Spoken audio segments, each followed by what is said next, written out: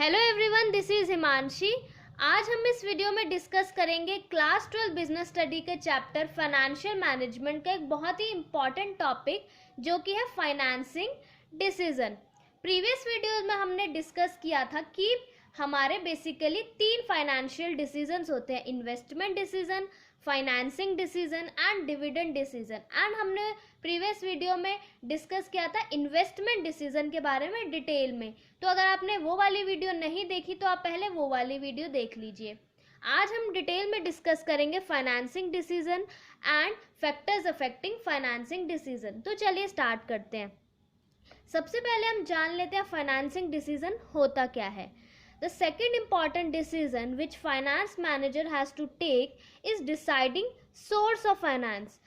दूसरा important decision जो finance manager लेता है वो ये है कि सोर्स ऑफ फाइनेंस को डिसाइड करना कि बेसिकली किस सोर्स ऑफ फाइनेंस से हम क्या सोर्स ऑफ फाइनेंस हम अपनी कंपनी का रखें।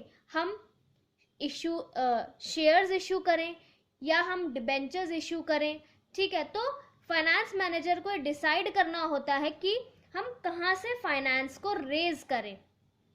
A company can raise finance from various sources such as by issue of shares, debentures or by taking loans and advances.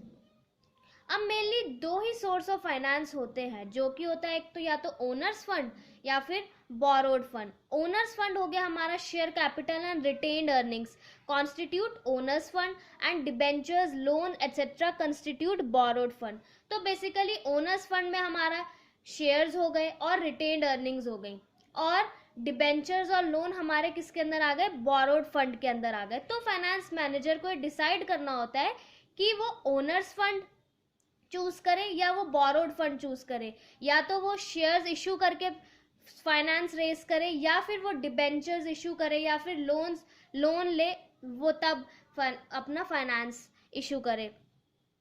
और जो बोरोड फंड्स होते हैं, borrowed funds have to be paid back and involve some degree of risk, whereas in owners fund there is no risk, no fixed commitment of repayment and there is no risk involved। अब वही है, borrowed fund जो है उनको पे back करना पड़ता है और उनमें कुछ डिग्री का रिस्क भी होता है, whereas owners fund में हमारा जो है वो कोई फिक्स कमिटमेंट नहीं होती और रिस्क भी कम इन्वॉल्व रहता है। तो ये हो गया हमारा फाइनेंसिंग डिसीजन होता क्या है। अब हम देख लेते हैं फैक्टर्स अफेक्टिंग फाइनेंसिंग डिसीजन, कि क्या फाइनेंस मैनेजर को ध्यान में रखना चाहिए कि जब भी वो फाइनेंसिंग डिसीजन ले कि उसे ओनर फंड चूज करना चाहिए या उसे बोरोड फंड चूज करना चाहिए, ठीक है। अब क्या क्या पॉइंट्स दिमाग में रखने चाहिए। सबसे पहला पॉइंट बोल रहा है cost. Finance manager always prefer the source with minimum cost. अब फाइनेंस मैनेजर को वो सोर्स चूज करना चाहिए जिसके अंदर जो कॉस्ट हो वो मिनिमम हो, ठीक है। नेक्स्ट पॉइंट बोल रहा है risk. More risk is associated with borrowed fund as compare to owners fund. ज्यादा रिस्क बोरोड फंड में होता है और कम रिस्क ओनर्स फंड में होता है। तो finance manager compares the risk with cost involve and prefer securities with moderate risk factor. और फाइनेंस मैनेजर जो है वो मॉडरेट रिस्क फैक्टर वाले सोर्स को चूज करता है। नेक्स्ट पॉइंट बोल रहा है cash flow positions. With smooth and steady cash flow companies can easily afford borrowed fund securities, but when companies have shortage of cash flow then they must go for owners fund securities.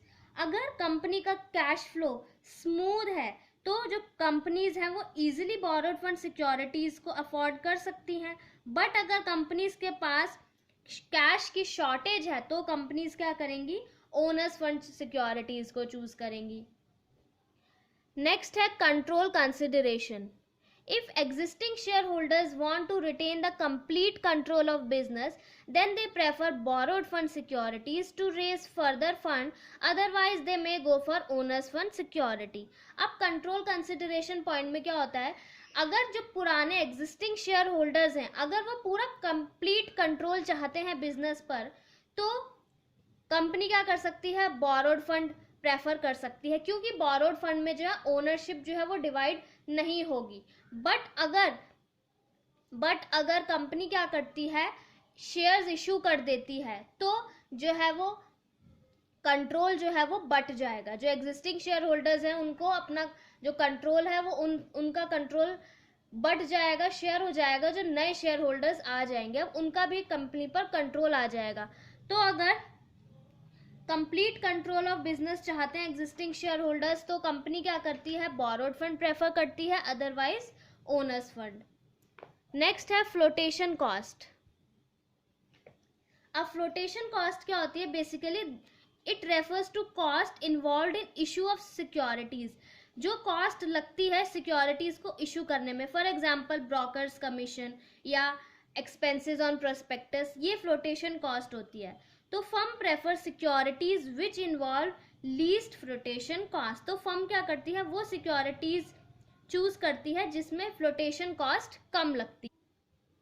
State of capital market, इसमें क्या होगा, during boom period it is easy to sell equity shares as people are ready to take risk, whereas during depression period there is more demand for debt securities in capital market. अब क्या होता है, boom period में equity shares को cell करना easy रहता है, क्योंकि उस टाइम पे लोगों के पास पैसा होता है और वो रिस्क लेने के लिए रेडी रहते हैं। बट अगर डिप्रेशन पीरियड चल रहा है तो डेट सिक्योरिटीज की डिमांड ज्यादा रहती है कैपिटल मार्केट में। अब फिक्स्ड ऑपरेटिंग कॉस्ट, अब इस पॉइंट में क्या होता है, अगर कंपनी की हाई फिक्स्ड ऑपरेटिंग कॉस्ट है तो then they must prefer owners fund, because due to high fixed operating cost the company may not be able to pay interest on debt securities which can cause serious troubles for company. अब अगर company की high fixed operating cost है तो company को owner's fund prefer करना चाहिए as compare to debt securities, because debt security में क्या होगा, एक उनको इंटरेस्ट पेमेंट करना पड़ेगा। और अगर कंपनी की पहले से ही हाई ऑपरेटिंग कॉस्ट है और अगर वो दोबारा से डिबेंचर्स इशू कर देते हैं तो उनकी कॉस्ट और ज़्यादा बढ़ जाएगी। तो इसलिए अगर हाई फिक्स्ड ऑपरेटिंग कॉस्ट है तो कंपनी को ओनर्स फंड प्रेफर करना चाहिए। तो ये था हमारा कंप्लीट फाइनेंसिंग डिसीजन